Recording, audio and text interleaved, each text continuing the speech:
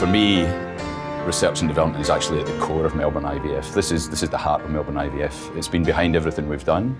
The history of Melbourne IVF is tied up in research and development, and we've been involved both as an organisation and the people in that organisation in research and development for over 30 years now. The research, I think it's very important to stress, isn't something that's separate from the way we treat patients and the services that we offer. It's actually something that's integral to the whole process.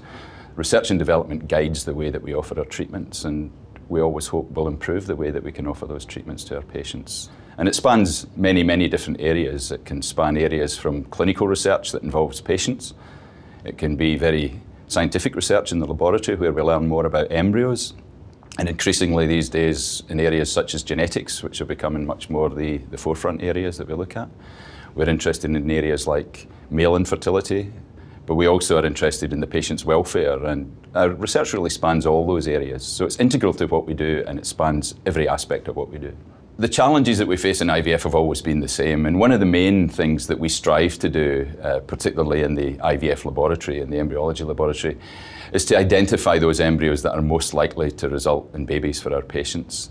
And there are many ways that we can do that, and there are some areas that Melbourne IVF is now involved in that really involve the use of very advanced genetic testing.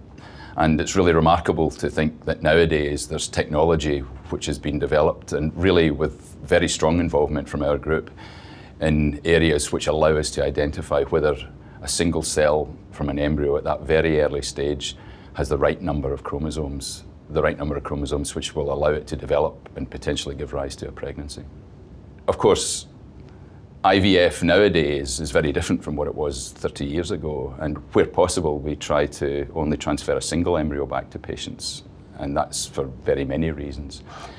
And when we do that now, of course, it leaves us with the dilemma of those embryos that we don't transfer for patients. And embryo freezing, or cryopreservation as it's known, is a very, very crucial area in assisted reproductive technology these days. And we've published, just in the last couple of years, a new method which has been recognised as really the first move in a particular area for the last 25 years. It's an area that was fairly stagnant, and we've been able to improve the success rates that we can achieve with those embryo freezing techniques now. And again, it's based on that very sound understanding and knowledge of the biology of what we're working with. Freezing is something that we don't just do with embryos, and I think everyone can understand how people can be emotionally touched by diseases like cancer. And an area that we've been at the forefront of in many years is the area known as fertility preservation. And this involves not necessarily freezing embryos, which we've been able to do for IVF for many years, but also freezing eggs, and in many cases freezing pieces of ovarian tissue, which contain very, very primitive egg stages. And we're one of only a very, very small group of clinics in the world that's actually been involved in the research in this area and is now offering it as a clinical possibility for some women. We have a number of people involved in what we would term psychosocial research, who look at really what patients' perception of the treatment is and how they view the various factors that are going to be associated with the treatment, whether the treatment succeeds or fails. And much of that research has really helped us to understand some of the problems associated with how we provide a treatment and hopefully give a better service to the patients. When I say that Melbourne IVF is willing to consider all forms of research which may benefit our patients, we exclude nothing from that. We keep a very open mind, and we would involve ourselves in areas where we think we can investigate any significant benefits that might accrue from complementary therapies. In other areas, I think it's important, we've been able to identify, for instance, new tests which will explain why sperm in some men isn't able to fertilise an egg, even though it looks normal by all the normal tests. And by understanding that and having scientists who have a deep understanding of the function of sperm, we're able to develop new tests that give more information to doctors and to patients about why things might not be working.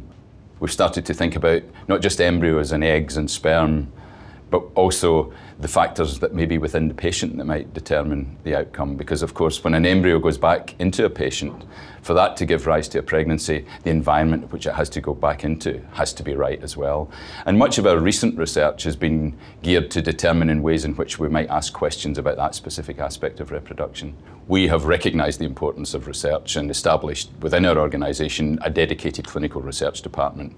And that department is responsible for coordinating and documenting all the the research that occurs at Melbourne IVF. There are a number of ways in which patients might find out about the research that takes place at Melbourne IVF. One obvious way is through the website, which will contain details of current research projects. Another way is through the Clinical Research Department, which is, as I said previously, a dedicated department which has been set up at Melbourne IVF to coordinate the research activities. A third way is through your own doctor, and your own doctor may actually be able to discuss some of the current research projects if there's a belief that they refer specifically to situations that would be relevant to you. And in fact, in some situations where a patient might be particularly suitable for a research project, you might find that we would actually approach you with information and ask you if you would be willing to be involved in that research.